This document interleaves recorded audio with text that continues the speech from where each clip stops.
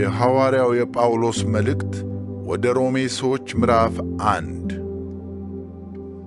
ጳውሎስ የክርስቶስ ኢየሱስ ባሪያ ሐዋርያ ሊሆን የተጠራና ለእግዚአብሔር ወንጌል የተለየ፣ ስለዚህ ወንጌል በነቢያቱ በኩል በቅዱሳት መጻሕፍት አስቀድሞ ተስፋ ተሰጠ።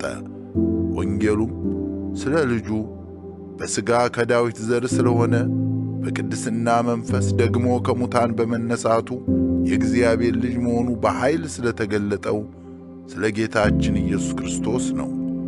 በእርሱ በኩል ስለ ስሙ ከአሕዛብ ሁሉ መካከል ሰዎችን በእምነት አማካይነት ወደሚገኘው መታዘዝ ለመጥራት ጸጋንና ሐዋርያነትን ተቀበልን። እናንተ ራሳችሁም ለኢየሱስ ክርስቶስ እንዲሆኑ ከተጠሩ መካከል ናችሁ። በእግዚአብሔር ለተወደዳችሁና ቅዱሳን ለመሆን ለተጠራችሁ በሮም ላላችሁ ሁሉ ከአባታችን ከእግዚአብሔር ከጌታም ከኢየሱስ ክርስቶስ ጸጋና ሰላም ለእናንተ ይሁን። ከሁሉ አስቀድሜ እምነታችሁ በዓለም ሁሉ በመሰማቱ ስለ ሁላችሁም አምላኬን በኢየሱስ ክርስቶስ አመሰግናለሁ። ዘወትር ምን ያህል እንደማስባችሁ የልጁን ወንጌል በመስበክ በሙሉ ልቤ የማገለግለው እግዚአብሔር ምስክሬ ነው። በጸሎቴ ሁልጊዜ አስባችኋለሁ። አሁን ደግሞ በመጨረሻዋ በእግዚአብሔር ፈቃድ ወደ እናንተ እንድመጣ መንገድ ይከፈትልኝ ዘንድ ጸልያለሁ። እንድትጸኑ የሚያስችላችሁን መንፈሳዊ ስጦታ አካፍላችሁ ዘንድ ላያችሁ ናፍቃለሁ። ይኸውም እናንተና እኔ በእያንዳንዳችን እምነት እርስ በርሳችን እንድንበረታታ ነው። ወንድሞች ሆይ በሌሎች አሕዛብ ዘንድ እንደሆነልኝ በእናንተም ዘንድ ፍሬ ለማግኘት ብዙ ጊዜ ወደ እናንተ ልመጣ አቅጄ ሳለሁ እስካሁን ድረስ ግን መከልከሌ እንድታውቁ ወዳለሁ። ግሪኮች ለሆኑትና ላልሆኑት፣ ለጥበበኞችና ለማያስተውሉ ዕዳ አለብኝ።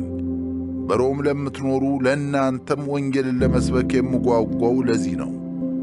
በወንጌል አላፍርም፣ ምክንያቱም ለሚያምን ሁሉ ለድነት የሚሆን የእግዚአብሔር ኃይል ነው። ይህም በመጀመሪያ ለአይሁድ ቀጥሎም ለአሕዛብ ነው። በወንጌል የእግዚአብሔር ጽድቅ ተገልጦአልና፣ ጽድቁም ከመጀመሪያ እስከ መጨረሻ በእምነት የሆነ ነው። ጻድቅ በእምነት ይኖራል ተብሎ እንደ ተጻፈው በክፋታቸው እውነትን አፍነው በሚይዙ በዓመፃቸውና በክፋታቸው ሁሉ ላይ የእግዚአብሔር ቁጣ ከሰማይ ይገለጣል። ስለ እግዚአብሔር ሊታወቅ የሚቻለው ለእነርሱ ግልጽ ነው፣ ምክንያቱም እግዚአብሔር ለእነርሱ ግልጽ አድርጎታል። ዓለም ከተፈጠረ ጀምሮ የማይታየው የእግዚአብሔር ባሕሪ፣ ይኸውም ዘላለማዊ ኃይሉና መለኮትነቱ ከፍጥረቱ በግልጽ ይታያል። ስለዚህ ሰዎች ማመካኛ የላቸውም። እግዚአብሔርን ቢያውቁም እንኳ እንደ አምላክነቱ አላከበሩትም፣ ምስጋናም አላቀረቡለትም። ነገር ግን ሐሳባቸው ፍሬ ቢስ ሆነ፣ የማያስተውል ልባቸው ጨለመ። ጥበበኞች ነን ቢሉም ሞኞች ሆኑ። የዘላለም አምላክን ክብር ሙት በሆነው ሰው፣ በወፎች በእንስሳትና በምድር ላይ በሚሳቡ ፍጥረት መልክ መስለው ለወጡ። ስለዚህም እግዚአብሔር በኀጢአት በተሞላው የልባቸው ምኞት እርስ በርሳቸው የገዛ አካላቸው እንዲያስነውሩ ቅድስና ለሌለው ሩካቤ ሥጋ አሳልፎ ሰጣቸው። የእግዚአብሔርን እውነት በሐሰት ለወጡ። በፈጣሪ ፈንታ ፍጡር አመለኩ አገለገሉም። ፈጣሪም ለዘላለም የተመሰገነ ነው፣ አሜን። በዚህም ምክንያት እግዚአብሔር አሳፋሪ ለሆነ ምኞት አሳልፎ ሰጣቸው። ሴቶቻቸውም እንኳ ለባሕርያቸው የሚገባውን ግንኙነት ባሕርያቸው ላልሆነው ግንኙነት ለወጡ። እንደዚሁም ወንዶች ለባሕርያቸው የሚገባውን ሴቶችን መገናኘት ትተው እርስ በርሳቸው በፍትወት ተቃጠሉ። ወንዶች ከወንዶች ጋር ነውር ፈጸሙ። ለክፉ አድራጎታቸውም የሚገባቸውን ቅጣት በገዛ ራሳቸው ላይ አመጡ። ከዚህም በላይ በሐሳባቸው እግዚአብሔርን ማወቅ አይጠቅምም በማለታቸው መደረግ የማይገባውን እንዲያደርጉ እግዚአብሔር ለማይረባ አእምሮ አሳልፎ ሰጣቸው። በሁሉም ዓይነት ዓመፃ፣ ክፋት፣ ስግብግብነትና ምግባረ ብልሹነት ተሞልተዋል። ቅናትን፣ ነፍሰ ገዳይነትን፣ ጥልን፣ አታላይነትንና ተንኰልን የተሞሉ ናቸው። ሐሜተኞች፣ ስም አጥፊዎች፣ አምላክን የሚጠሉ ተሳዳቢዎች፣ ትዕቢተኞችና ትምክተኞች ናቸው። ክፋትን የሚሠሩበትን መንገድ ያውጠነጥናሉ። ለወላጆቻቸው አይታዘዙም። የማያስተውሉ፣ ውል የሚያፈርሱ፣ ርኅራኄ የሌላቸውና ጨካኞች ናቸው። ይህን የሚያደርጉ ሁሉ ሞት ይገባቸዋል የሚለውን ትክክለኛ የሆነውን የእግዚአብሔርን ሕግ ቢያውቁም እነዚህን ነገሮች ማድረግ ብቻ ሳይሆን እንዲህ የሚያደርጉትንም ያበረታታሉ። ወደ ሮሜ ሰዎች ምዕራፍ 2። ስለዚህ አንተ በሌላው ላይ የምትፈርድ የምታመካኝበት የለህም። በሌላው ላይ በምትፈርድበት ነገር ሁሉ ራስህን ትኮንናለህ። ፈራጅ የሆንኸው አንተ ያንኑ ታደርጋለህና፣ እንደዚህ በሚያደርጉትም ላይ የእግዚአብሔር ፍርድ ትክክለኛ መሆኑን እናውቃለን። እንግዲህ አንተ ሰው በሌሎች ላይ እየፈረድክ ያንኑ የምታደርግ ከሆነ ከእግዚአብሔር ፍርድ የምታመልጥ ይመስልሃል? ወይስ የእግዚአብሔር ቸርነት ወደ ንስሐ የሚመራ መሆኑን ሳትገነዘብ የቸርነቱን፣ የቻይነቱን፣ የትዕግሥቱን ባለጠግነት ትንቃለህ? ነገር ግን በድንዳኔህና ንስሐ በማይገባ ልብ ምክንያት ትክክለኛ ፍርዱ ሲገለጥ በእግዚአብሔር የቁጣ ቀን በራስ ላይ ቁጣን ታከማቻለህ። እግዚአብሔር ለእያንዳንዱ እንደ ሥራው ይሰጠዋል። በጎ የሆነውን ጸንቶ በማድረግ ክብርን፣ ሞገስንና ዘላለማዊነትን ለሚሹ የዘላለም ሕይወት ይሰጣቸዋል። ነገር ግን በራስ ወዳዶች እውነትን ትተው ክፋትን በሚከተሉ ፍርድና ቁጣ ይደርስባቸዋል። ክፉ በሚያደርግ በማንኛውም ሰው አስቀድሞ በአይሁድ ከዚያም በአሕዛብ ላይ መከራና ጭንቀት ይሆናል። ነገር ግን በጎ ለሚሠራ ለማንኛውም አስቀድሞ ለአይሁድ ከዚያም ለአሕዛብ ክብር፣ ሞገስና ሰላም ይሆንለታል። እግዚአብሔር ለማንም አያዳላምና። ሕግ ሳይኖራቸው ኀጢአት የሠሩ ሁሉ ያለ ሕግ ይጠፋሉ። ሕግ እያላቸው ኀጢአት የሠሩ በሕግ ይፈረድባቸዋል። ምክንያቱም በእግዚአብሔር ፊት ጻድቃን የሚባሉት ለሕጉ የሚታዘዙ እንጂ ሕጉን የሚሰሙ አይደሉም። ሕግ የሌላቸው አሕዛብ ሕግ የሚያዘውን ነገር በተፈጥሮ ሲያደርጉ ሕግ ባይኖራቸውም እነርሱ ለራሳቸው ሕግ ናቸው። ሕሊናቸው ስለሚመሰክር፣ ሐሳባቸው ስለሚከሳቸው፣ ደግሞም ስለሚከለክላቸው የሕግ ትእዛዝ በልባቸው የተጻፈ መሆኑን ያሳያሉ። ይህም በወንጌል እንደማስተምረው እግዚአብሔር በሰው ልብ የተሰወረውን በክርስቶስ በኩል በሚፈርድበት ዕለት ግልጽ ይሆናል። አንተ ይሁዲ ነኝ ካልህ በሕግ የምትተማመንና ከእግዚአብሔር ጋር ባለ ግንኙነት የምትኩራራ፣ በሕግ በመመራትም ፈቃዱን አውቀህ ፍጹም የሆነው ለይተህ ከያዝክ፣ ለዕውሮች መሪ በጨለማ ላሉትም ብርሃን መሆንህን እርግጠኛ ከሆንክ፣ በሕጉም ካገኘው ዕውቀትና እውነት የተነሣ አላዋቂ ለሆኑት መካሪ፣ ለሕፃናት አስተማሪ ከሆንክ፣ እንግዲህ አንተ ሌሎችን የምታስተምር ራስህን አታስተምርምን? አትስረቅ ብለህ የምትሰብክ ትሰርቃለህን? አንተ ሰዎች ማመንዘር የለባቸውም የምትል ታመነዝራለህን? አንተ ጣዖትን የምትጸየፍ ቤተ መቅደስን ትመዘብራለህን? አንተ በሕግ የምትመካ ሕግን በመተላለፍ እግዚአብሔርን ታዋርዳለህን? ይህም በእናንተ ምክንያት የእግዚአብሔር ስም በአሕዛብ ዘንድ ይሰደባል ተብሎ እንደ ተጻፈው መሆኑ ነው። ሕግን የምትፈጽም ከሆነ ግዝረት ዋጋ አለው። ሕግን የምትተላለፍ ከሆነ ግን እንዳልተገረዝክ ትሆናለህ።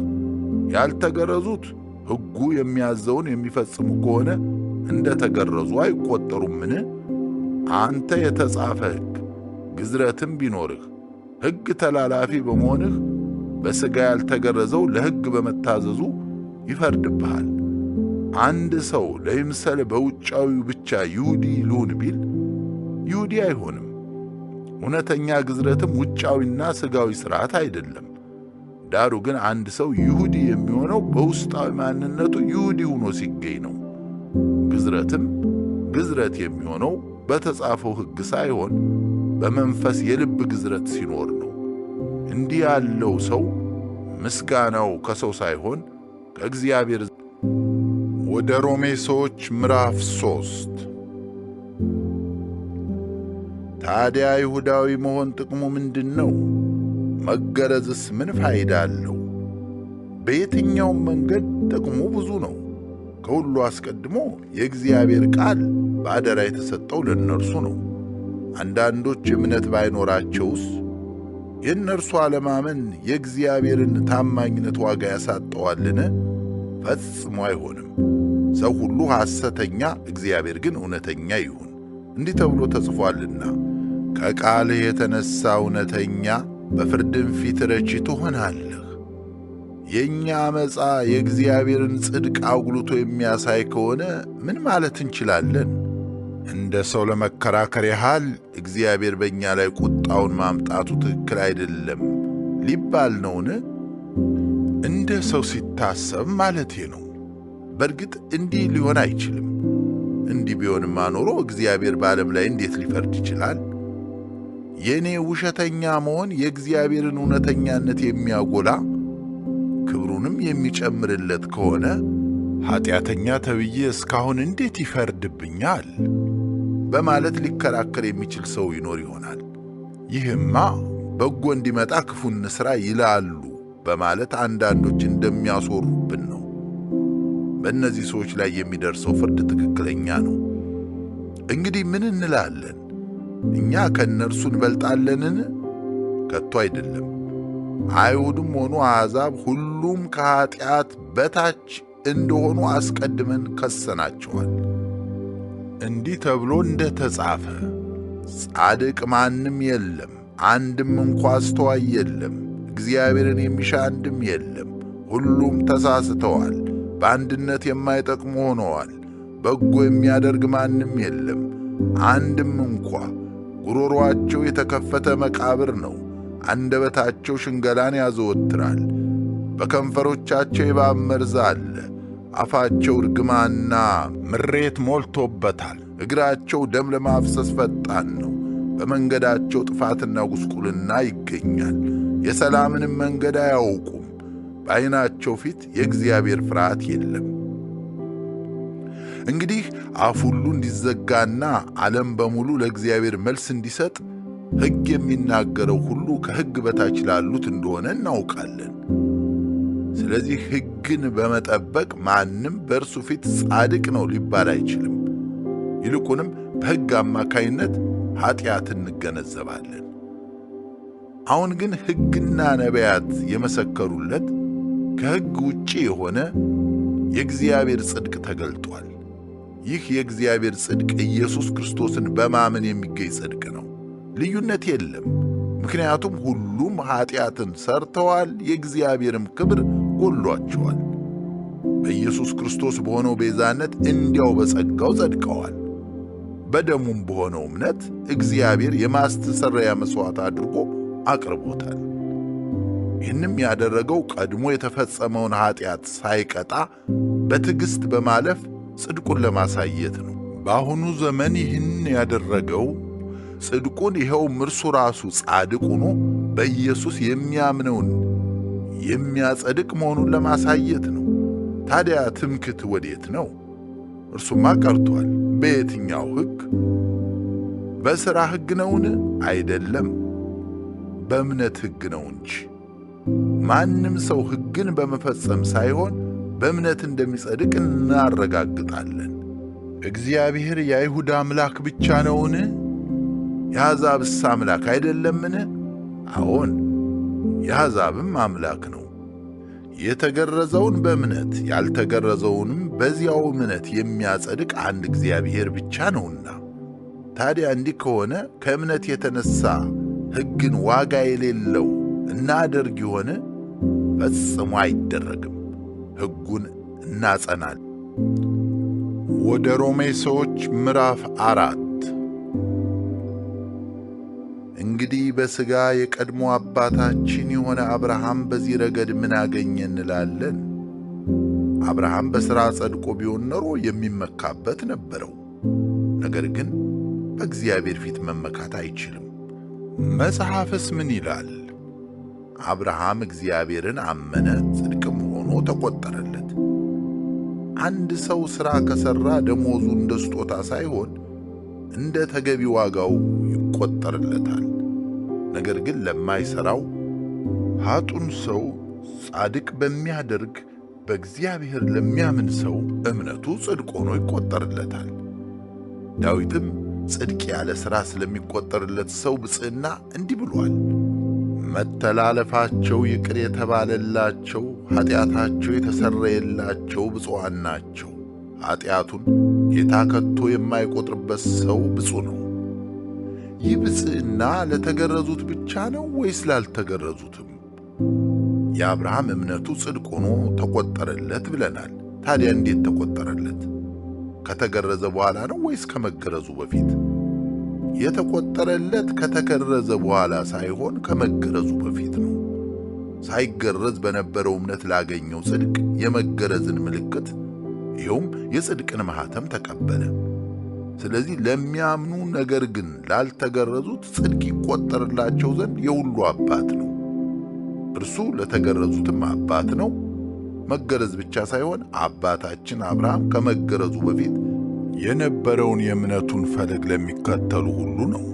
እርሱ የዓለም ወራሽ እንዲሆን አብርሃምና ዘሩ ተስፋን የተቀበሉት በሕግ በኩል አልነበረም፣ ነገር ግን በእምነት ከሆነው ጽድቅ ነው። በሕግ የሚኖሩት ወራሾች ከሆኑ እምነት የማይጠቅም ተስፋም ከንቱ በሆነ ነበር። ሕግ ቁጣን ያስከትላል፣ ሕግ በሌለበት ግን መተላለፍ አይኖርም። ስለዚህ ተስፋው በእምነት መጥቷል። ይኸውም ተስፋው በጸጋ እንዲሆንና ለአብርሃም ዘር ሁሉ ዋስትና ይሆን ዘንድ ነው። ይህም በሕግ የእርሱ ለሆኑት ብቻ ሳይሆን በእምነት የአብርሃም ለሆኑትም ነው። እርሱም የሁላችን አባት ነው። ይህም የብዙ ሕዝብ አባት አድርጌሃለሁ ተብሎ እንደተጻፈው ነው። እርሱም ለሙታን ሕይወትን በሚሰጥ ያልነበረውንም እንደነበረ በሚያደርግ ባመነበት አምላክ ፊት አባታችን ነው። ዘርህም እንዲሁ ይሆናል ተብሎ ለእርሱ በተነገረው መሠረት ምንም ተስፋ በሌለበት አብርሃም በተስፋ አምኖ የብዙ ሕዝብ አባት ሆነ። እርሱ የ100 ዓመት ሰው ሆኖ ሳለ የራሱም ሰውነት ሆነ የሳራ ማኅፀን ሙት እንደነበር እያወቀ በእምነቱ አልደከመም።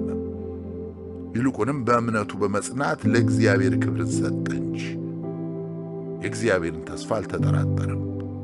እግዚአብሔር የሰጠውን ተስፋ እንደሚፈጽም በሙሉ ልብ እርግጠኛ ነበር። ስለዚህ ጽድቅ ሆኖ ተቆጠረለት። ጽድቅ ሆኖ ተቆጠረለት የሚለው ቃል የተጻፈው ለእርሱ ብቻ አይደለም፣ ነገር ግን እግዚአብሔር ጽድቅ አድርጎ ለሚቆጥርልን ጌታችን ኢየሱስን ከሙታን ባስነሳው በእርሱ ለምናምን ለእኛም ጭምር ነው። እርሱ ስለ ኃጢአታችን እንዲሞት አልፎ ተሰጠ፣ እኛን ጻድቅ አድርጎ ለማቅረብም ከሞት ተነሣ። ወደ ሮሜ ሰዎች ምዕራፍ 5። እንግዲህ በእምነት ስለ ጸደቅን በጌታችን በኢየሱስ ክርስቶስ በኩል ከእግዚአብሔር ጋር ሰላም አለን። በእርሱም በኩል አሁን ወደ ቆምንበት ጸጋ በእምነት መግባት ችለናል። የእግዚአብሔርንም ክብር ተስፋ በማድረግ ሐሴት እናደርጋለን። በዚህ ብቻ ሳይሆን በመከራችንም ሐሴት እናደርጋለን። ምክንያቱም መከራ ትዕግሥትን እንደሚያስገኝ እናውቃለን። ትዕግሥት ጽናትን፣ ጽናት የተፈተነ ባሕሪን፣ የተፈተነ ባሕሪ ተስፋን፣ ይህም ተስፋ ለእፍረት አይዳርገንም። እግዚአብሔር በሰጠን በመንፈስ ቅዱስ ፍቅሩን በልባችን አፍሷልና። ገና ደካሞች ሳለን ልክ ጊዜው ሲደርስ ክርስቶስ ስለ ኃጢአተኞች ሞቶአልና። ለጻድቅ የሚሞት ሰው ማግኘት እጅጉን ያዳግታል። ለደግ ሰው ሲል ሊሞት የሚደፍር ምናልባት ይገኝ ይሆናል። ነገር ግን ገና ኃጢአተኞች ሳለን ክርስቶስ ስለኛ ሞተ። ይህም እግዚአብሔር ለኛ ያለውን የራሱን ፍቅር ያሳያል። አሁን በደሙ ከጸደቅ ይልቁንማ በእርሱ በኩል ከእግዚአብሔር ቁጣ እንዴት አንድንም? የእግዚአብሔር ጠላቶች ሳለን በልጁ ሞት ከእርሱ ጋር ከታረቅ እርቅን ካገኘን በኋላ በሕይወቱማ መዳናችን እንዴት የላቀ አይሆንም? ይህ ብቻ አይደለም፣ ነገር ግን አሁን እርቅን ባገኘንበት በጌታችን በኢየሱስ ክርስቶስ በኩል በእግዚአብሔር ደግሞ ሐሴት እናደርጋለን። ስለዚህ ኃጢአት በአንድ ሰው በኩል ወደ ዓለም እንደገባ ሁሉ ሞትም በኃጢአት በኩል ገብቷል። በዚሁ መንገድ ሞት ወደ ሰዎች ሁሉ መጣ፣ ምክንያቱም ሁሉም ኃጢአትን ሰርተዋል። ሕግ ከመሰጠቱ በፊት ኃጢአት በዓለም ላይ ነበረ። ነገር ግን ሕግ በሌለበት ኃጢአት አይቆጠርም። ይሁን እንጂ ከአዳም ጀምሮ እስከ ሙሴ ድረስ ባሉት እንደ አዳም ሕግን በመጣስ ኃጢአት ባልሰሩት ላይ እንኳ ሞት ነገሰ። አዳም ይመጣ ዘንድ ላለው አምሳሉ ነበር። ነገር ግን ስጦታው እንደ በደሉ መጠን አይደለም። በአንድ ሰው መተላለፍ ብዙዎቹ ከሞቱ የእግዚአብሔር ጸጋና በአንዱ ሰው ይኸውም በኢየሱስ ክርስቶስ ጸጋ የመጣው ስጦታ ለብዙዎች እንዴት አብልጦ ይትረፈረፍ! ደግሞም የእግዚአብሔር ስጦታ እንደ አንዱ ሰው የኃጢአት ውጤት አይደለም። ምክንያቱም ፍርዱ የአንድን ሰው ኃጢአት ተከትሎ ኩነኔን አመጣ። ስጦታው ግን አያሌ መተላለፍን ተከትሎ ጽድቅን አመጣ። በአንድ ሰው መተላለፍ ምክንያት ሞት በዚህ ሰው በኩል የነገሰ ከሆነ የእግዚአብሔርን የተትረፈረፈ ጸጋና የጽድቅ ስጦታ የተቀበሉት በአንዱ ሰው በኢየሱስ ክርስቶስ በኩል እንዴት አብልጠው በሕይወት አይነግሱ? ከእንግዲህ በአንድ ሰው መተላለፍ የተነሳ ኩነኔ በሁሉ ሰው ላይ እንደመጣ እንዲሁም በአንዱ የጽድቅ ሥራ ለሰው ሁሉ ሕይወትን የሚሰጥ ጽድቅ ተገኘ። በአንዱ ሰው አለመታዘዝ ብዙዎች ኃጢአተኞች እንደሆኑ በአንዱ ሰው መታዘዝ ደግሞ ብዙዎች ጻድቃን ይሆናሉ። ሕግ በመምጣቱ መተላለፍ በዛ፣ ነገር ግን ኃጢአት በበዛበት ጸጋ አብልጦ የተትረፈረፈ ሆነ። ይህም የሆነው ኃጢአት በሞት እንደነገሰ ሁሉ በኢየሱስ ክርስቶስ በኩል ደግሞ የዘላለም ሕይወት ይገኝ ዘንድ ጸጋ በጽድቅ እንዲነግስ። ወደ ሮሜ ሰዎች ምዕራፍ 6 እንግዲህ ምን እንላለን? ጸጋ እንዲበዛ ኃጢአት እየሠራን እንኑር? ከቶ አይሆንም። ለኃጢአት ሞተናል። ታዲያ እንዴት አድርገን ከእንግዲህ በእርሱ እንኖራለን? ከክርስቶስ ኢየሱስ ጋር አንድ እንድንሆን የተጠመቅን ከሞቱ ጋር አንድ እንሆን ዘንድ እንደተጠመቅን አታውቁምን? ስለዚህ ክርስቶስ በአብ ክብር ከሞት እንደተነሳ እኛም እንዲሁ በአዲስ ሕይወት እንድንኖር በጥምቀት ሞተን ከእርሱ ጋር ተቀብረናል። በሞቱ ከእርሱ ጋር እንደዚህ ከተባበርን በትንሣኤው ደግሞ በእርግጥ ከእርሱ ጋር እንተባበራለን። ከእንግዲህ የኃጢአት ባሮች እንዳንሆን የኃጢአት ሰውነት እንዲሻር አሮጌው ሰዋችን ከእርሱ ጋር እንደተሰቀለ እናውቃለን። ምክንያቱም የሞተ ከኃጢአት ነፃ ወጥቷል። ከክርስቶስ ጋር ከሞት ከእርሱ ጋር እንደምንኖር እናምናለን። ክርስቶስ ከሙታን ተነስቷልና ዳግመኛ እንደማይሞት እናውቃለንና ሞት ከእንግዲህ በእርሱ ላይ ጉልበት አይኖረውም። በሞተ ጊዜ ለአንዴና ለመጨረሻ ጊዜ ለኃጢአት ሞቷል። ነገር ግን በሕይወት መኖርን ለእግዚአብሔር ይኖራል። እንደዚሁም ለኃጢአት እንደሞታችሁ ነገር ግን በክርስቶስ ኢየሱስ ለእግዚአብሔር ሕያዋን እንደሆናችሁ ራሳችሁን ቁጠሩ። ስለዚህ ክፉ መሻቱን ትፈጽሙ ዘንድ በሟች ሥጋችሁ ላይ ኃጢአት እንዲነግሥበት አታድርጉ።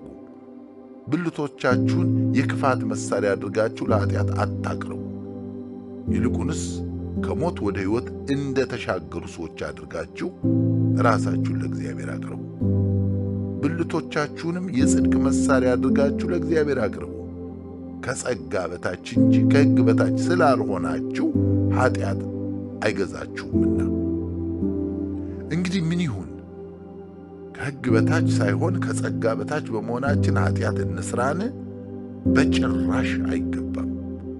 ራሳችሁን እንደ ባሪያ አድርጋችሁ ስታቀርቡ ለምትታዘዙት ለእርሱ ይኸውም ወደ ሞት ለሚወስደው ለኃጢአት ወይም ወደ ጽድቅ ለሚያደርሰው ለመታዘዝ ባሮች እንደሆናችሁ አታውቁምን? ነገር ግን የኃጢአት ባሮች የነበራችሁ ቢሆንም ለተሰጣችሁለት ትምህርት በሙሉ ልብ የታዘዛችሁ በመሆናችሁ እግዚአብሔር የተመሰገነ ይሁን። ከኃጢአት ነፃ ወጣችሁ የጽድቅ ባሪያዎች ሆናችኋል። በተፈጥሮ ደካሞች ስለሆናችሁ በሰው ቋንቋ ይህን እላለሁ፣ ብልቶቻችሁን በባርነት ለርኩሰትና እየባሰ ለሚሄድ ክፋት ታቀርቡ እንደነበር አሁን ደግሞ ወደ ቅድስና ለሚወስደው ጽድቅ ባሪያ አድርጋችሁ አቅርቡ። የኃጢአት ባሮች ሳላችሁ ከጽድቅ ነፃ ነበራችሁ። አሁን ከምታፍሩበት ነገር ያን ጊዜ ምን ጥቅም አገኛችሁ? የዚያ ነገር ውጤት ሞት ነው። አሁን ግን ከኃጢአት ነፃ ወጣችሁ የእግዚአብሔር ባሮች ሆናችኋል። የምትሰበስቡትም ፍሬ ወደ ቅድስና ያመራል፣ መጨረሻውም የዘላለም ሕይወት ነው። የኃጢአት ደሞዝ ሞት ነውና የእግዚአብሔር ስጦታ ግን በጌታችን በክርስቶስ ኢየሱስ የዘላለም ሕይወት። ወደ ሮሜ ሰዎች ምዕራፍ 7 ወንድሞች ሆይ ሕግን ለሚያውቁ ሰዎች ይናገራለሁ። ሕግ በአንድ ሰው ላይ ሥልጣን የሚኖረው ሰውየው በሕይወት እስካለ ድረስ ብቻ መሆኑን አታውቁምን? አንዲት ያገባች ሴት ከባሏ ጋር በሕግ የታሰረች የምትሆነው እርሱ በሕይወት እስካለ ድረስ ነው። ባሏ ቢሞት ግን ከጋብቻ ሕግ ነጻ ትሆናለች። ነገር ግን ባሏ በሕይወት እያለ ሌላ ሰው ብታገባ አመንዝራ ትባላለች። ባሏ ቢሞት ግን ሌላ ሰው ብታገባም እንኳ ከዚያ ሕግ ነጻ ትሆናለች፣ አመንዝራ አትባልም። ስለዚህ ወንድሞቼ ሆይ እናንተም በክርስቶስ ኢየሱስ ሥጋ ለሕግ ሞታችኋል። ይህም ከሙታን ለተነሳው ለእርሱ ለሌላው ሆናችሁ ለእግዚአብሔር ፍሬ እንድናፈራ ነው። ኃጢአተኛ በሆነ ተፈጥሮ ቁጥጥር ስር ሳለን ለሞት ፍሬ እንድናፈራ በሕግ የተቀሰቀሰው የኃጢአት መሻት በሥጋችን ላይ ይሠራ ነበር። አሁን ግን ቀድሞ ጠፍሮ አስሮን ለነበረው ሞተን ከሕግ ነፃ ወጠናል። ይህም አሮጌ በሆነው በተጻፈው ሕግ ሳይሆን አዲስ በሆነው በመንፈስ መንገድ እንድናገለግል ነው። እንግዲህ ምን እንላለን? ሕግ በራሱ ኃጢአት ነውን? በፍጹም አይደለም። ነገር ግን በሕግ በኩል ባይሆን ኖሮ ኃጢአት ምን እንደሆነ ባላወቅኩም ነበር። ሕጉ አትመኝ ባይል ኖሮ ምኞት ምን እንደሆነ በእርግጥ አላውቅም ነበር። ኃጢአት ግን ትእዛዙ ባስገኘው ዕድል ተጠቅሞ በእኔ ውስጥ ማንኛውንም አይነት አጉል ምኞት አስነሳ። ኃጢአት ያለ ሕግ ሙት ነውና ሕጉ ሳይኖር ሕያው ነበሩ። ትእዛዝ ከመጣ በኋላ ግን ኃጢአት ሕያው ሆነ፣ እኔም ሞቱ። ለሕይወት እንዲሆን የታሰበው ያ ትእዛዝም ሞትን እንዳመጣ ተገነዘብኩ። ኃጢአት በትእዛዝ በኩል የተገኘውን ዕድል በመጠቀም አታለለኝ፣ በትእዛዝም ገደለኝ። ስለዚህ ሕጉ በራሱ ቅዱስ ነው፣ ትእዛዙም ቅዱስ ጻድቅና መልካም ነው። ታዲያ በጎ የሆነው ነገር ሞት ሆነብኝን? ከቶ አይደለም። ነገር ግን ኃጢአት በኃጢአትነቱ ይታወቅ ዘንድ በጎ በሆነው ነገር በኩል ሞትን አመጣብኝ። ይኸውም ኃጢአት በትእዛዝ በኩል ይብሱን ኃጢአት ይሆን ዘንድ ነው። ሕጉ መንፈሳዊ እንደሆነ እናውቃለን። እኔ ግን ለኃጢአት እንደ ባሪያ የተሸጥኩ ሥጋዊ ነኝ። የማደርገውን አላውቅም፣ ለማድረግ የምፈልገውን አላደርግም። ነገር ግን የምጠላውን ያን አደርጋለሁና ማድረግ የማልፈልገውን የማደርግ ከሆነ ሕጉ በጎ እንደሆነ መሰክራለሁ። እንዲህ ከሆነ ይህን የማደርገው እኔ ራሴ ሳልሆን በእኔ ውስጥ የሚኖረው ኃጢአት ነው። በእኔ ማለትም ኃጢአተኛ በሆነው ተፈጥሮዬ ውስጥ ምንም በጎ ነገር እንደማይኖር አውቃለሁ። በጎ የሆነውን የማድረግ ምኞት አለኝ፣ ነገር ግን ልፈጽመው አልችልም። የማደርገው ላደርገው የምፈልገውን በጎ ነገር አይደለም፣ ዳሩ ግን ለማድረግ የማልፈልገውን ክፉ ነገር ነው። ላደርገው የማልፈልገውን ነገር የማደርገው ከሆነ ያን የማደርገው እኔ ራሴ ሳልሆን የሚያደርገው በእኔ ውስጥ የሚኖረው ኃጢአት ነው። ስለዚህ ይህ ሕግ እየሠራ እንደሆነ ተረድቻለሁ። ይኸውም በጎ ነገር ለመሥራት ስፈልግ ክፋት ከእኔ ጋር አለ። በውስጤ በእግዚአብሔር ሕግ ሐሴት አደርጋለሁ።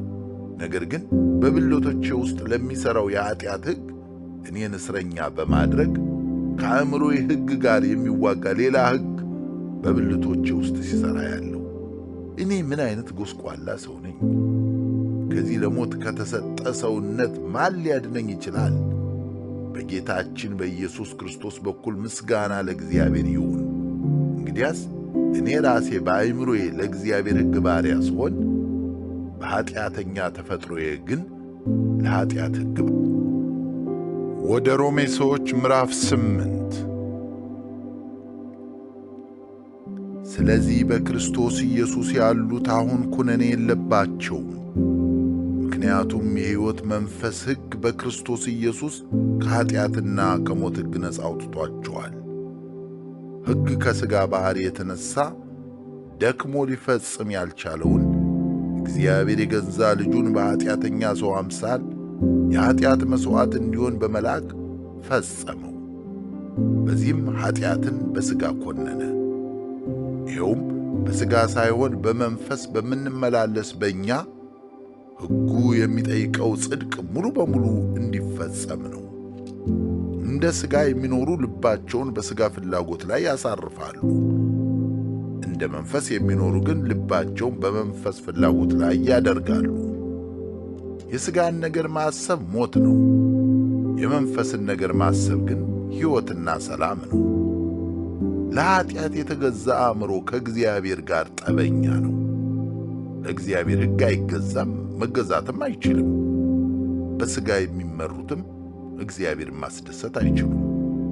እናንተ ግን የእግዚአብሔር መንፈስ በውስጣችሁ የሚኖር ከሆነ በሥጋ ሳይሆን በመንፈስ ናችሁ። ማንም የክርስቶስ መንፈስ ከሌለው እርሱ የክርስቶስ አይደለም። ነገር ግን ክርስቶስ በውስጣችሁ ካለ ሰውነታችሁ ከኀጢአት የተነሣ የሞተ ቢሆንም መንፈሳችሁ ከጽድቅ የተነሣ ሕያው ነው። ኢየሱስን ከሙታን ያስነሣው የእርሱ መንፈስ በእናንተ የሚኖር ከሆነ ክርስቶስን ከሙታን ያስነሣው በውስጣችሁ በሚኖረው በመንፈሱ ሟች ለሆነው ሰውነታችሁ ሕይወትን ይሰጣል። ስለዚህ ወንድሞች ሆይ ግዴታ አለብን። ይሁን እንጂ እንደ ሥጋ እንድንኖር ለሥጋ አይደለም። እንደ ሥጋ ብትኖሩ ትሞታላችሁና፣ ክፉ የሆነውን የሥጋ ሥራ በመንፈስ ብትገሉ ግን በሕይወት ትኖራላችሁ። በእግዚአብሔር መንፈስ የሚመሩ እነዚህ የእግዚአብሔር ልጆች ናቸውና። እንደገና የፍርሃት ባሪያ የሚያደርጋችሁን መንፈስ ሳይሆን አባ አባት ብለን የምንጠራበትን የልጅነት መንፈስ ተቀብላችኋልና የእግዚአብሔር ልጆች መሆናችንን ያ መንፈስ ራሱ ከመንፈሳችን ጋር ሆኖ ይመሰክርልናል። ልጆች ከሆን ወራሾች ደግሞ ነን፣ የክብሩ ተካፋዮች እንሆን ዘንድ በእርግጥ የመከራው ተካፋዮች ብንሆን የእግዚአብሔር ወራሾች ከክርስቶስ ጋር አብረን ወራሾች ነን። የአሁኑ ዘመን ስቃያችን ወደፊት ሊገለጥ ካለው ለእኛ ከተጠበቀልን ክብር ጋር ሲነጻጸር ምንም እንዳይደለ ቆጥራለሁ። ፍጥረት ሁሉ የእግዚአብሔር ልጆች መገለጥ በናፍቆት ይጠባበቃል። ፍጥረት ሁሉ ለከንቱነት ተዳርጓል። ይሁን በራሱ ምርጫ ሳይሆን ለተስፋ እንዲገዛ ካደረገው ከፈቃዱ የተነሳ ነው። ይህም ፍጥረት ራሱ ከመበስበስ ባርነት ነፃ ወጥቶ ለእግዚአብሔር ልጆች ወደ ሆነው ወደ ከበረው ነፃነት እንዲደርስ ነው። እስካሁን ድረስ ፍጥረት ሁሉ በምጥ ጊዜ እንዳለው ስቃይ በመቃተት ላይ እንደሚገኝ እናውቃለን። እርሱ ብቻ ሳይሆን የመጀመሪያውን የመንፈስ ፍሬ ያገኘን እኛ ራሳችን የሰውነታችን ቤዛ የሆነውን ልጅነታችን በናፍቆት እየተጠባበቅን በውስጣችን ቃትታለን። በዚህ ተስፋ ድነናል። ተስፋው የሚታይ ከሆነ ግን ተስፋ አይደለም። የሚያየውንማ ማን ተስፋ ያደርገዋል? ነገር ግን ገና ያላየነውን ተስፋ ብናደርግ በትዕግሥት እንጠብቀዋለን። እንዲሁም ደግሞ መንፈስ በድካማችን ያግዘናል። እንዴት መጸለይ እንደሚገባን አናውቅም። መንፈስ ግን በቃላት ሊገለጥ በማይችል መቃተት ለእኛ ይማልድልናል። ልባችንንም የሚመረምረው እርሱ የመንፈስን ሐሳብ ያውቃል። ምክንያቱም መንፈስ እንደ እግዚአብሔር ፈቃድ ለቅዱሳን ይማልዳልና። እግዚአብሔር ለሚወዱትና እንደ ሐሳቡ ለተጠሩት ነገር ሁሉ ተያይዞ ለበጎ እንዲሠራ እንደሚያደርግላቸው እናውቃለን። እግዚአብሔር አስቀድሞ ያወቃቸውን የልጁን መልክ እንዲመስሉ አስቀድሞ ወሰናቸው። ይኸውም ከብዙ ወንድሞች መካከል እርሱ በኩር እንዲሆን ነው። አስቀድሞ የወሰናቸውን ጠራቸው፣ የጠራቸውን አጸደቃቸው፣ ያጸደቃቸውን አከበራቸው። ታዲያ ለዚህ ምን እንመልሳለን? እግዚአብሔር ከእኛ ጋር ከሆነ ማን ሊቃወመን ይችላል? ለገዛ ልጁ ያልሳሳለት ነገር ግን ለሁላችንም አሳልፎ የሰጠው እርሱ ሁሉንስ ነገር ከእርሱ ጋር እንደምን በልግስና አይሰጠን? እግዚአብሔር የመረጣቸውን የሚከስ ማን ነው? የሚያጸድቅ እግዚአብሔር ነው። ታዲያ የሚኮንን ማን ነው? የሞተው እንዲሁም ከሞት የተነሣው በእግዚአብሔር ቀኝ የተቀመጠው ክርስቶስ ኢየሱስ ስለ እኛ ይማልዳል። ከክርስቶስ ፍቅር የሚለየን ማን ነው? ችግር ነው ወይስ ሥቃይ ወይስ ስደት ወይስ ረሃብ ወይስ ራቁትነት ወይስ አደጋ ወይስ ሰይፍ? ይህም ስለ አንተ ቀኑን ሙሉ ከሞት ጋር እንጋፈጣለን፣ እንደሚታረዱ በጎች ተቈጠርን ተብሎ እንደ ተጻፈ ነው። ምንም አይለየንም። በዚህ ሁሉ በወደደን በእርሱ ከአሸናፊዎች እንበልጣለን። ይህን ተረድቻለሁ። ሞትም ይሁን ሕይወት፣ መላእክትም ይሁኑ አጋንንት፣ ያለውም ይሁን የሚመጣው፣ ወይም ማንኛውም ኃይል፣ ከፍታም ይሁን ጥልቀት፣ ወይም የትኛውም ፍጥረት በጌታችን ኢየሱስ ክርስቶስ ካለው ከእግዚአብሔር ፍቅር ሊለይ። ወደ ሮሜ ሰዎች ምዕራፍ 9 በክርስቶስ ሆኜ እውነት እናገራለሁ፣ አልዋሽም። ሕሊናዬም በመንፈስ ቅዱስ ይመሰክርልኛል። ታላቅ ሐዘንና የማያቋርጥ ጭንቀት በልቤ አለ። ለወገኖቼ ስል ስለ ወንድሞቼ እኔ ራሴ የተረገምኩና ከክርስቶስም ተለይቼ የተጣልኩ እንደሆን እንኳ እወድ ነበር። እነርሱም የእስራኤል ሕዝብ ናቸው። ልጅ መሆን፣ መለኮታዊ ክብር፣ ኪዳን፣ ሕግን መቀበል፣ የቤተ መቅደስ ሥርዓትና ተስፋ የእነርሱ ናቸውና አባቶችም የእነርሱ ናቸው። ክርስቶስም በሥጋ የትውልድ ሐረጉ የሚቈጠረው ከእነርሱ ነው። እርሱም ከሁሉ በላይ የሆነ ለዘላለም የተመሰገነ አምላክ ነው። አሜን። ነገር ግን የእግዚአብሔር ቃል ተሽሯል ማለት አይደለም። ከእስራኤል የተወለደ ሁሉ እስራኤል አይደለምና ከአብርሃም ዘርም ስለሆኑ ሁሉም ልጆቹ አይደሉም። ይልቁንስ ትውልድህ በይስሐቅ በኩል ይጠራልሃል እንደተባለው ነው። ይህም ማለት የእግዚአብሔር ልጆች የተባሉት የሥጋ ልጆች አይደሉም፣ ነገር ግን የአብርሃም ልጆች የተባሉት የተስፋው ልጆች ናቸው።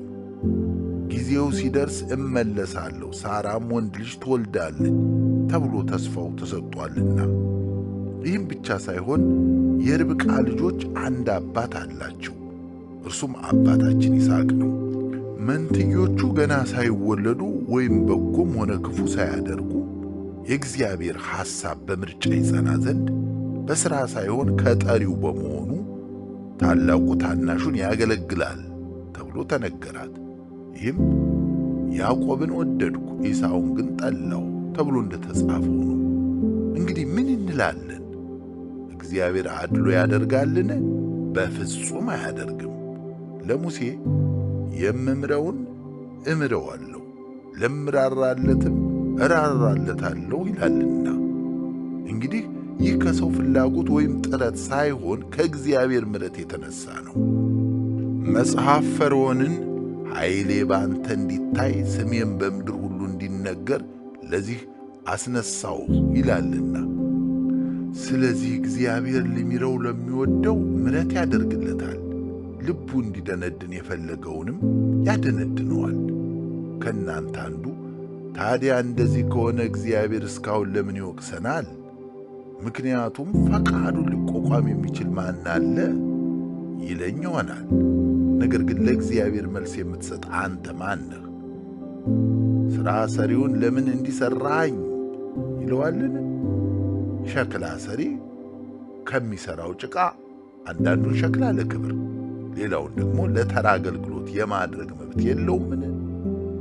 እግዚአብሔር ቁጣውን ለማሳየት ኃይሉንም ለማሳወቅ ፈልጎ የቁጣው መግለጫ የሆኑትን ለጥፋትም የተዘጋጁትን እጅግ ታግሶ ቢሆንሳ አስቀድሞ ለክብር ላዘጋጃቸው የምሕረቱም መግለጫዎች ለሆኑት የክብሩ ባለጠግነት እንዲታወቅ ይህን አድርጎ እንደሆነስ የጠራው ከአይሁድ ወገን ብቻ ሳይሆን ከአሕዛብ ወገን የሆነውን እኛን እንኳ ሳይቀር አይደለምን?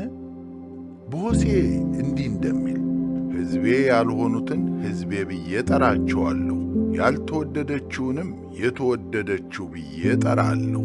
ደግሞም ሕዝቤ አይደላችሁም ተብሎ በተነገራቸው በዚያ ቦታ የሕያው እግዚአብሔር ልጆች ተብለው ይጠራሉ።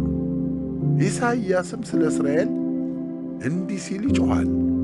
የእስራኤል ልጆች ቁጥር በባሕር ዳር እንዳለ አሸዋ ቢሆንም ትሩፉ ብቻ ይድናል። ጌታ ፍርዱን በምድር ላይ በፍጥነትና ለመጨረሻ ጊዜ ይፈጽማልና። ይኸውም ቀደም ሲል ኢሳይያስ እንደ ተናገረው ነው።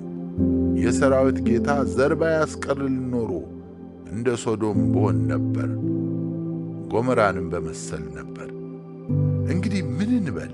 በእምነት የሆነውን ጽድቅ ለጽድቅ ያልደከሙት አሕዛብ አገኙት። ነገር ግን የጽድቅን ሕግ የተከታተሉት እስራኤል አላገኙትም። ይህ ለምን ሆነ? በእምነት ሳይሆን በሥራ እንደሆነ አድርገው በመቁጠር ስለተከታተሉት ነው። እነርሱም በማሰናከያው ድንጋይ ተሰናከሉ። ይህም እነሆ ሰዎችን እንዲደናቀፉ የሚያደርግ ድንጋይ፣ እንዲወድቁ የሚያደርግ ዓለት በጽዮን ላይ አስቀምጣለሁ፣ በእርሱም የሚያምን አያፍርም ተብሎ እንደ ተጻፈ። ወደ ሮሜ ሰዎች ምዕራፍ 10 ወንድሞች ሆይ ስለ እስራኤላውያን የልቤ ምኞት እግዚአብሔርንም የምለምነው እንዲድኑ ነው። ለእግዚአብሔር ቀናተኛ እንደሆኑ ስለ እነርሱ መመስከር እችላለሁና፣ ቅናታቸው ግን ከእውቀት የተነሣ አይደለም፣ ከእግዚአብሔር የሚመጣውን ጽድቅ ስላላወቁና የራሳቸውን ጽድቅ ለመመስረት ስለፈለጉ ለእግዚአብሔር ጽድቅ አልተገዙም። ለሚያምን ሁሉ ጽድቅ ይሆን ዘንድ ክርስቶስ የሕግ ፍጻሜ ነውና። ሙሴ በሕግ በኩል የሆነውን ጽድቅ ሲገልጽ እነዚህን የሚፈጽም ሰው በእነርሱ ይኖራል ይላል። ከእምነት የሆነው ጽድቅ ግን እንዲህ ይላል፣ በልብህ ማን ወደ ሰማይ ይወጣል አትበል፣ ይሄ ክርስቶስን ለማውረድ ነው። ወይም ወደ ጥልቁስ ማን ይወርዳል አትበል፣ ይህም ክርስቶስን ከሙታን ለማውጣት ነው። ነገር ግን ምን ይላል? ቃሉ ባጠገብህ ነው፣ በአፍህና በልብህም ውስጥ ነው። የምንሰብከውም የእምነት ቃል ይህ ነው፣ ኢየሱስ ጌታ ነው ብለህ በአፍህ ብትመሰክር፣ እግዚአብሔርም ከሙታን እንዳስነሣው በልብህ ብታምን ትድናለህ። የምትጸድቀው በልብህ አምነህ ነው፣ የምትድነውም በአፍህ መስክረህ ነውና። መጽሐፍ እንደሚለው በእርሱ የሚያምን ሁሉ አያፍርም። በአይሁድና በአሕዛብ መካከል ልዩነት የለም፣ አንዱ ጌታ የሁሉ ጌታ ነውና፣ የሚለምኑትንም አብዝቶ ይባርካል። የጌታን ስም የሚጠራ ሁሉ ይድናልና። ታዲያ ያላመኑበትን እንዴት አድርገው ይጠሩታል? ስለ እርሱስ ሳይሰሙ እንዴት ያምኑበታል? ሰባኪ ሳይኖር እንዴት መስማት ይችላሉ? ካልተላኩስ እንዴት መስበክ ይችላሉ? ይህም የምሥራችን የሚያመጡ እግሮች እንዴት ያማሩ ናቸው ተብሎ እንደ ተጻፈው ነው። ነገር ግን የሰሙት ሁሉ የምሥራቹን ቃል አልተቀበሉም። ኢሳይያስም ጌታ ሆይ መልእክታችንን ማን አምኗል ብሎአልና። እንግዲያስ እምነት የሚገኘው መልእክቱን ከመስማት ነው፣ መልእክቱም በክርስቶስ ቃል ነው። ነገር ግን አልሰሙ ይሆን ብዬ ጠይቃለሁ። በእርግጥ ሰምተዋል። ድምፃቸው በምድር ሁሉ ቃላቸውም እስከ ዓለም ዳርቻ ተሰማ። ደግሜም እጠይቃለሁ፣ እስራኤል አላስተዋሉ ይሆን? በቅድሚያ ሙሴ እንዲህ ይላል፣ ሕዝብ ባልሆኑት አስቀናቸዋለሁ፣ ማስተዋል በሌለው ሕዝብ አስቆጣቸዋለሁ። ኢሳይያስም በድፍረት ላልፈለጉኝ ተገኘሁ፣ ላልጠየቁኝ ራሴን ገለጥኩላቸው ይላል። ስለ እስራኤል ግን ወደማይታዘዝና እሺ ወደማይል ሕዝብ ቀኑን ሙሉ እጄን ዘረጋሁ። ወደ ሮሜ ሰዎች ምዕራፍ 11 እንግዲህ እግዚአብሔር ሕዝቡን ተዋቸውን ብዬ ጠይቃለሁ? በፍጹም። እኔ ራሴ ከብንያም ነገድ የአብርሃም ዘር የሆንኩ እስራኤላዊ ነኝ። እግዚአብሔር አስቀድሞ ያወቃቸውን ሕዝብ አልጣላቸውም። ኤልያስ በእስራኤል ላይ ክስ ወደ እግዚአብሔር እንዴት እንዳቀረበ መጽሐፍ ስለ እርሱ ምን እንደሚል አታውቁምን? ጌታ ሆይ ነቢያትህን ገለዋል፣ መሠዊያዎችን አፍርሰዋል፣ እኔም ብቻዬን ቀረው፣ ሊገሉኝም ይፈልጋሉ። እግዚአብሔር የሰጠው መልስ ግን ምን ነበር? ለባኦል ያልሰገዱትን 7,000 ሰዎች ለራሴ አስቀርቻለሁ። በአሁኑ ጊዜም እንደዚሁ በጸጋ የተመረጡ ትሩፋን አሉ። እንግዲህ በጸጋ ከሆነ በሥራ አይደለም። በሥራ ቢሆንማ ኖሮ ጸጋ መሆኑ በቀረ ነበር። እንግዲህ ምንድን ነው? እስራኤል አጥብቀው የፈለጉትን አላገኙትም፣ የተመረጡት ግን አገኙት። የቀሩትም ልባቸው ደነደነ። እንዲህ ተብሎ እንደተጻፈ ዓይናቸው እንዳያይ ጆሮአቸውም እንዳይሰማ እግዚአብሔር እስከዚህ ቀን ድረስ የድንዛዜ መንፈስ ሰጣቸው። ዳዊትም አለ፣ ማዕዳቸው አሽከላና ወጥመድ እንቅፋትና ቅጣት ይሁንባቸው። ዓይኖቻቸው እንዳያዩ ይጋረዱ፣ ወገባቸውም ለዘላለም ይጉበጥ። ተመልሰው እስከማይድኑ ድረስ ተሰናከሉን ብዬ እንደገና ጠይቃለሁ። ከቶ አይደለም።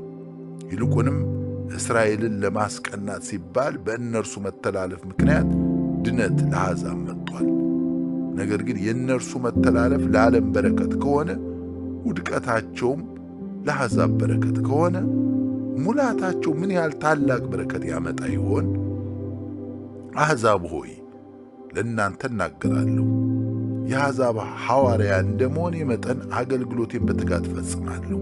ይኸውም የገዛ ወገኖቼን እንዲቀኑ አነሳስቼ ከእነርሱ ጥቂቱን ለማዳን ተስፋ በማድረግ ነው። የእነርሱ መጥተው ለዓለም ዕርቅን ካስገኘ ተቀባይነት ማግኘታቸውማ ከሞት መነሳት ነው ከማለት በቀር ሌላ ምን ሊሆን ይችላል? በኩር ሆኖ የቀረበው የቡሆው ክፍል ቅዱስ ከሆነ ቡሆው ደግሞ ቅዱስ ነው። ስሩ ቅዱስ ከሆነ ቅርንጫፎቹም ቅዱሳን ናቸው።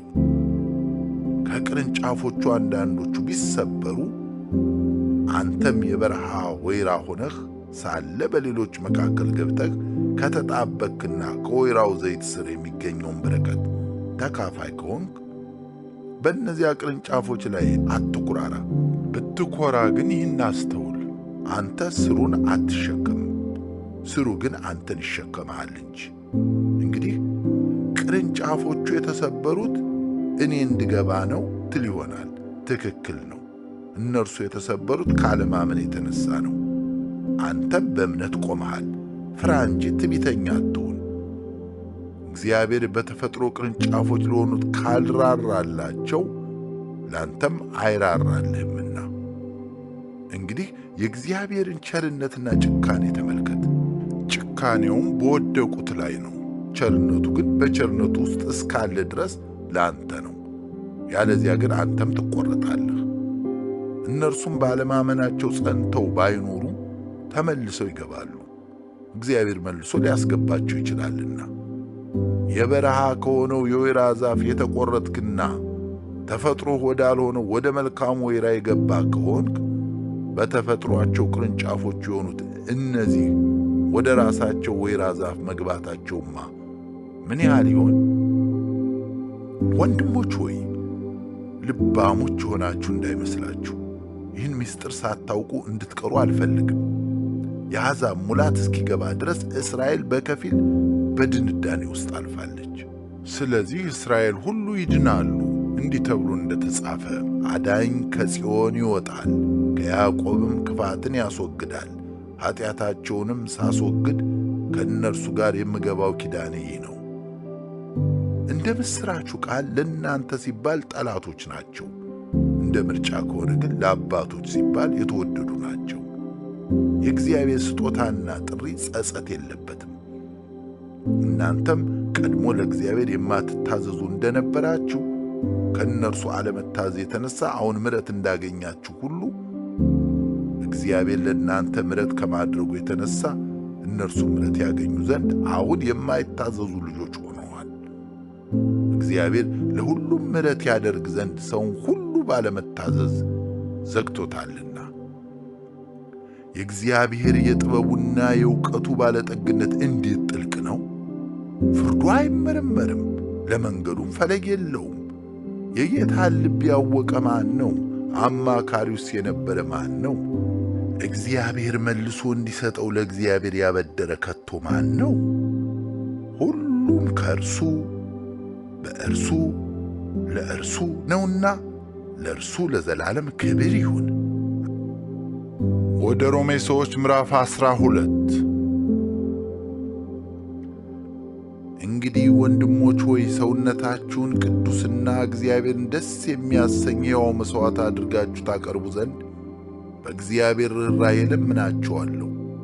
ይህም እንደ ባለ አእምሮ የምታቀርቡት አምልኳችሁ ነው። መልካም ደስ የሚያሰኝና ፍጹም የሆነውን የእግዚአብሔር ፈቃድ ምን እንደሆነ ፈትናችሁ ታውቁ ዘንድ በአእምሮአችሁ መታደስ ተለወጡ እንጂ ይህን ዓለም አትምሰሉ። እግዚአብሔር ለእያንዳንዳችሁ በሰጣችሁ እምነት መጠን ራሳችሁን በአግባቡ መዝኑ እንጂ ከሆናችሁት በላይ ራሳችሁን ከፍ አድርጋችሁ እንዳታስቡ በተሰጠኝ ጸጋ እያንዳንዳችሁን እመክራለሁ። እያንዳንዳችን በአንዱ አካላችን ብዙ ብልቶች እንዳሉን እነዚህም ብልቶች አንድ አይነት ተግባር እንደሌላቸው ሁሉ እንዲሁም እኛ ብዙዎች ስንሆን በክርስቶስ አንድ አካል ነን። እያንዳንዳችንም የሌላው ብልት ነን።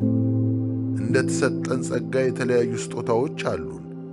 ለአንዱ የተሰጠው ስጦታ ትንቢት መናገር ከሆነ እንደ እምነቱ መጠን ይናገር። ማገልገል ቢሆን ያገልግል። ማስተማርም ከሆነ ያስተምር።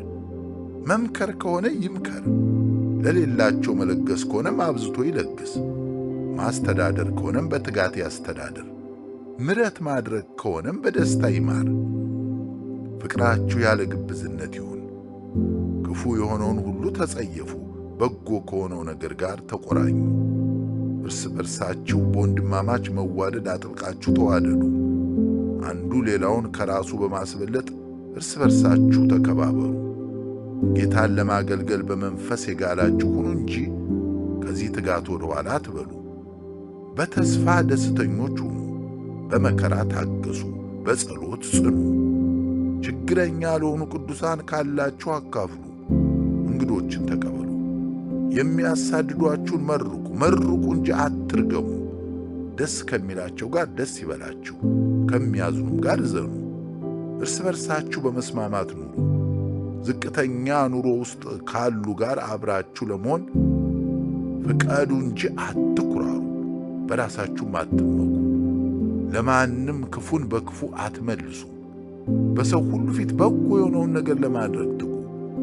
ቢቻላችሁስ በበኩላችሁ ከሰው ሁሉ ጋር በሰላም ኑሩ።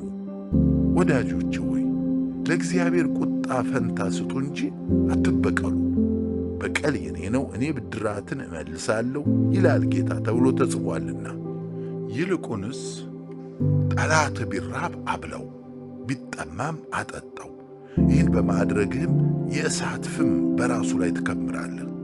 ክፉን በመልካም አሸንፍ እንጂ በክፉ አትሸነፍ። ወደ ሮሜ ሰዎች ምዕራፍ 13 ማንኛውም ሰው በሥልጣን ላሉት ሹማምንት መገዛት ይገባዋል፣ ከእግዚአብሔር ካልሆነ በቀር ሥልጣን የለምና። ያሉትም ባለሥልጣናት በእግዚአብሔር የተሾሙ ናቸው። ስለዚህ በባለሥልጣን ላይ የሚያምፅ በእግዚአብሔር ሥርዓት ላይ ማመፁ ነው። ይህን የሚያደርጉትም በራሳቸው ላይ ፍርድን ያመጣሉ። ገዢዎች ክፉ ለሚሠሩ እንጂ መልካም ለሚያደርጉ የሚያስፈሩ አይደሉምና። ባለሥልጣን እንዳትፈራ ትፈልጋለህን? እንግዲያስ መልካሙን አድርግ፣ እርሱም ያመሰግንሃል። እርሱ ለአንተ መልካሙን ለማድረግ የእግዚአብሔር አገልጋይ ነውና። ነገር ግን ክፉ ብታደርግ ፍራ፣ ምክንያቱም ሰይፉን በከንቱ አልታጠቀም። ክፉ የሚያደርገውን ለመቅጣት የቁጣ መሳሪያ የሆነ የእግዚአብሔር አገልጋይ ነው። ስለዚህም ቅጣትን በመፍራት ብቻ ሳይሆን ለሕሊና ሲባል ለባለሥልጣናት መገዛት ተገቢ ነው። ግብር የምትከፍሉትም ደግሞ ለዚሁ ነው። ባለሥልጣናቱ በዚሁ ተግባር ላይ የተሰማሩ የእግዚአብሔር አገልጋዮች ናቸውና ለእያንዳንዱ የሚገባውን ስጡ። ግብር ከሆነ ግብርን፣ ቀረጥ ከሆነም ቀረጥን፣ መፈራት ለሚገባው መፈራትን፣ ክብር ለሚገባውም ክብርን ስጡ። እርስ በርሳችሁ ከመዋደድ በቀር የማንም ዕዳ አይኑርባችሁ። ባልንጀራውን የሚወድ እርሱ ሕግን ፈጽሟልና። አታመንዝር፣ አትግደል፣ አትስረቅ፣ አትመኝ የሚሉትና ሌሎቹም ትእዛዛት ቢኖሩም ባልንጀራህን እንደ ራስህ አድርገህ ውደድ በሚለው በዚህ በአንድ ሕግ ተጠቃለዋል። ፍቅር በባልንጀራው ላይ ክፉ አያደርግም። ስለዚህ ፍቅር የሕግ መፈጸሚያ ነው። ዘመኑን በማስተዋል ይህን አድርጉ። ከእንቅልፋችሁ የምትነቁበት ጊዜ አሁን ነው። መዳናችን መጀመሪያ ካመንበት ጊዜ ይልቅ አሁን ወደ እኛ ቀርቧልና። ሌሊቱ ሊያልፍ ቀኑም ሊጀምር ነው። ስለዚህ የጨለማን ሥራ ጥለን የብርሃንን ጦር ዕቃ እንልበስ። በቀን እንደምንመላለስ በአግባብ እንመላለስ። በጭፈራና በስካር አይሁን፣ በዝሙትና በመዳራት አይሁን፣ በክርክርና በቅናትም አይሁን። ይልቁንም ጌታ ኢየሱስ ክርስቶስን ልበሱት። ምኞቱንም ይፈጽም ዘንድ ለሥጋ በሐሳባችሁ አትመቻቹለት። ወደ ሮሜ ሰዎች ምዕራፍ 14 በእምነቱ ደካማ የሆነውን ሰው አከራካሪ በሆኑ ጉዳዮች ላይ በአቋሙ ሳትፈርዱበት ተቀበሉት። የአንድ ሰው እምነቱ ማንኛውንም ነገር እንዲበላ ይፈቅድለታል። በእምነቱ ያልጠነከረው ሌላው ሰው ግን አትክልት ብቻ ይበላል። ማንኛውንም የሚበላ የማይበላውን አይናቅ፣ የማይበላውም የሚበላውን አይኮንን፣ እግዚአብሔር ተቀብሎታልና። ሌላውን በሚያገለግል ላይ የምትፈርድ አንተ ማን ነህ? እርሱ ቢወድቅ ወይም ቢቆም ለጌታው ነው፣ ጌታ ሊያቆመው ስለሚችልም ይቆማል።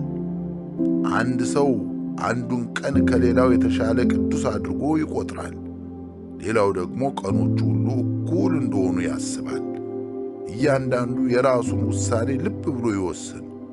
አንድን ቀን ከሌላው የተለየ አድርጎ የሚያስብ ሰው እንዲህ የሚያደርገው ለጌታ ብሎ ነው።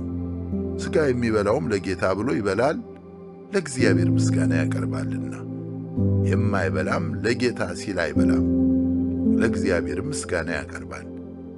ከእኛ ማንም ለራሱ የሚኖር ለራሱም የሚሞት የለምና፣ ብንኖር ለጌታ እንኖራለን፣ ብንሞትም ለጌታ እንሞታለን። ስለዚህ ብንኖርም ብንሞትም የጌታ ነን። ለዚሁ የሙታንና የሕያዋን ጌታ ይሆን ዘንድ ክርስቶስ ሞቷል፣ በሕይወትም ተነስቷል። ታዲያ አንተ በወንድምህ ላይ ለምን ትፈርዳለህ? ለምንስ ወንድምህን ትንቃለህ? ሁላችንም በእግዚአብሔር የፍርድ ወንበር ፊት እንቀርባለንና እንዲህ ተብሎ ተጽፏል፣ እኔ ሕያው ነኝና ጉልበት ሁሉ ለእኔ ይንበረከካል፣ ምላስም ሁሉ ለእግዚአብሔር ይመሰክራል ይላል ጌታ። ስለዚህ እያንዳንዳችን ስለ ራሳችን ለእግዚአብሔር መልስ እንሰጣለን።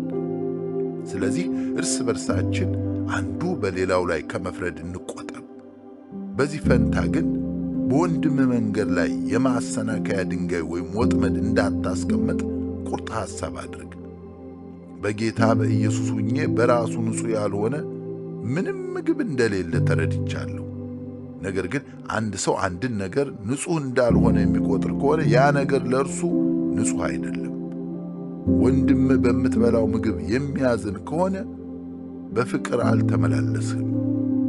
ክርስቶስ የሞተለትን ወንድምህን በመብል አታጥፈው። መልካም ነው ብለህ የምታስበው ነገር ክፉ ተብሎ እንዲነቀፍ አታድርግ። የእግዚአብሔር መንግሥት ጽድቅና ሰላም በመንፈስ ቅዱስም የሆነ ሐሴት ነው እንጂ የመብልና የመጠጥ ጉዳይ አይደለም። በዚህ ሁኔታ ክርስቶስን የሚያገለግል እግዚአብሔርን ደስ ያሰኛልና በሰውም ዘንድ የተመሰገነ ነው።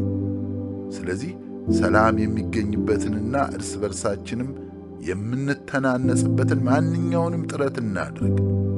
ለምግብ ስትል የእግዚአብሔርን ሥራ አታፍርስ። ሁሉ ንጹሕ ነው።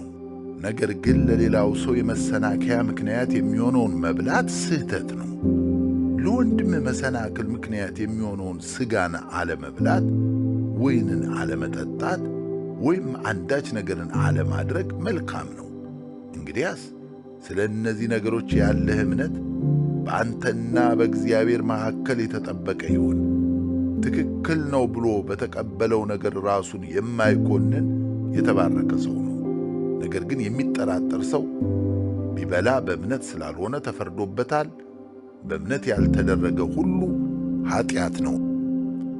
ወደ ሮሜ ሰዎች ምዕራፍ 15 እኛ ብርቱዎች የሆን የደካሞችን ጉድለት መሸከም እንጂ ራሳችን ማስደሰት የለብንም። እያንዳንዳችን ባልንጀራችንን ለማነጽ እርሱንም ለመጥቀም ደስ የሚያሰኘውን ነገር ማድረግ ይገባናል።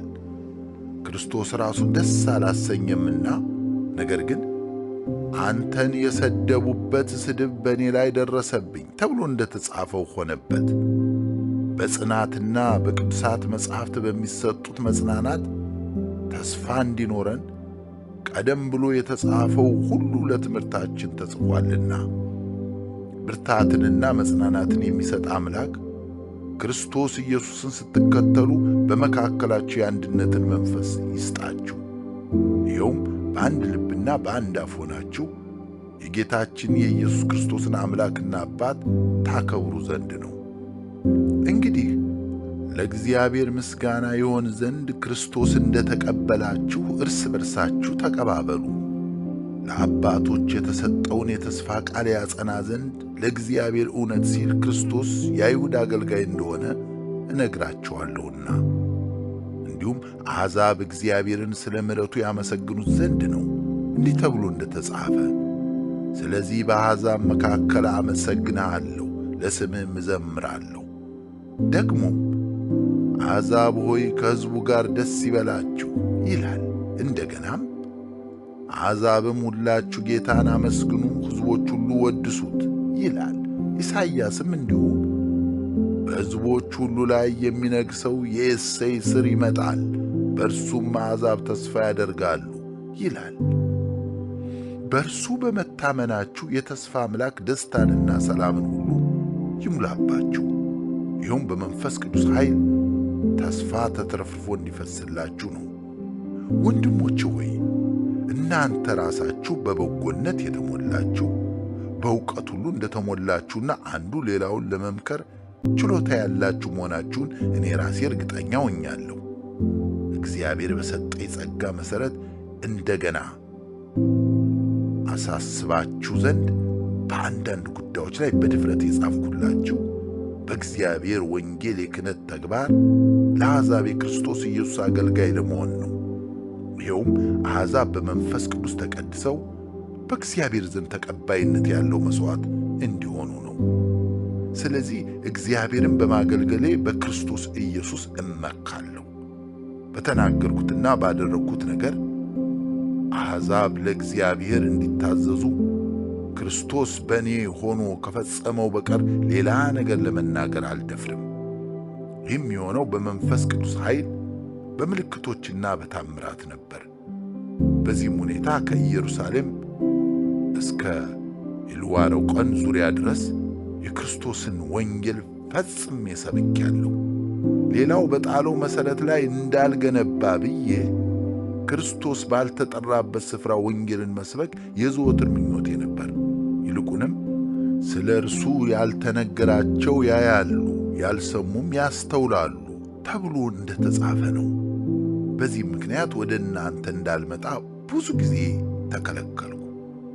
አሁን ግን በእነዚህ አካባቢዎች የምሠራው ስለሌለ ከብዙ ዓመታት ጀምሮ እናንተን ለማየት ናፍቅም ስለነበር ይህን ዕቅድ ወደ እስጳንያ በሚሄድበት ጊዜ ልፈጽመው አስባለሁ። በማልፍበትም ጊዜ ልጎበኛችሁና ከእናንተ ጋር ለጥቂት ጊዜ ቆይቼ ናፍቆቴን ከተወጣው በኋላ በጉዞዬ እንደምትረዱኝ ተስፋ አደርጋለሁ። አሁን ግን በዚያ የሚገኙትን ቅዱሳን ለማገልገል ወደ ኢየሩሳሌም በመጓዝ ላይ ነኝ። ምክንያቱም መቄዶንያና አካያይ በኢየሩሳሌም ካሉት ቅዱሳን መካከል የሚገኙትን ድሆች ለመርዳት ተነሳስተዋልና እርዳታ ለማድረግ ወደዋል። በእርግጥም ባለዕዳዎቻቸው ናቸው። አሕዛብ የአይሁድ መንፈሳዊ በረከት ተካፋዮች ከሆኑ ያገኙትም ምድራዊ በረከት ከአይሁድ ጋር ይካፈሉ ዘንድ የእነርሱ ባለዕዳዎች ናቸው። ስለዚህ ሥራውን ከጨረስኩና ይህን ፍሬ መቀበላቸውን ካረጋገጥኩ በኋላ ወደ እስጳንያ ሄዳለሁ። እግረ መንገዴንም እናንተን አያለሁ። ወደ እናንተም ስመጣ በክርስቶስ በረከት ሙላት እንደምመጣ አውቃለሁ። ወንድሞች ሆይ ስለ እኔ ወደ እግዚአብሔር በመጸለይ የተጋድሎዬ አጋር እንድትሆኑ በጌታችን በኢየሱስ ክርስቶስና በመንፈስ ፍቅር እለምናችኋለሁ። በይሁዳ ካሉት ከማያምኑት እጅ እንድድንና በኢየሩሳሌም ያለው አገልግሎቴም በዚያ ባሉት ቅዱሳን ዘንድ ተቀባይነት እንዲያገኝ ጸልዩልኝ። ይኸውም በእግዚአብሔር ፍቃድ ወደ እናንተ በደስታ እንድመጣና ከእናንተም ጋር እንድታደስ ነው። የሰላም አምላክ ከሁላችሁ ጋር ይሁን። ወደ ሮሜ ሰዎች ምዕራፍ 16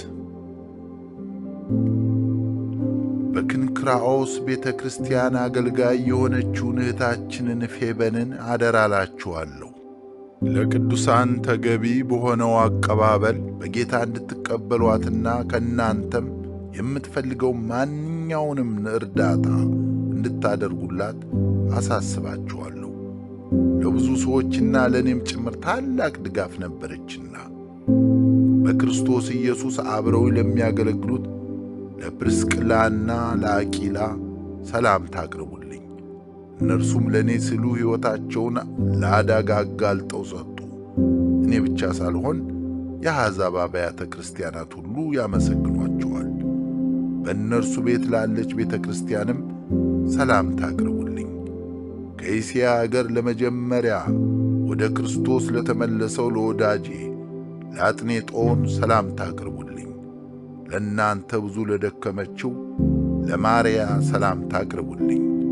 ከእኔ ጋር ታስረው ለነበሩት ዘመዶቼ ለአንዲራኒቆንና ለዩልያን ሰላምታ አቅርቡልኝ። እነርሱ በሐዋርያት መካከል ስመጥሮችና በክርስቶስ በማመንም እኔን የቀደሙ ናቸው። በጌታ ለምወደው ለጵልያጦን ሰላምታ አቅርቡልኝ። በክርስቶስ አብሮን ለሚሠራው ለኢሩባኖና ለውድ ወዳጄ ለሰንጣክን ሰላምታ አቅርቡልኝ። በክርስቶስ ያለው እምነቱ ተፈትኖ ለተመሰገነው ለኤጤሌን ሰላምታ አቅርቡልኝ።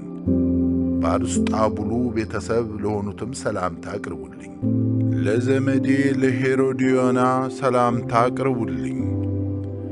በጌታ ላሉት ለንርቀሱ ቤተሰቦች ሰላምታ አቅርቡልኝ። በጌታ ሆነው በትጋት ለሚሰሩት ሴቶች ለፕሮፊሞናና ለጢሮፊሞሳ ሰላምታ አቅርቡልኝ።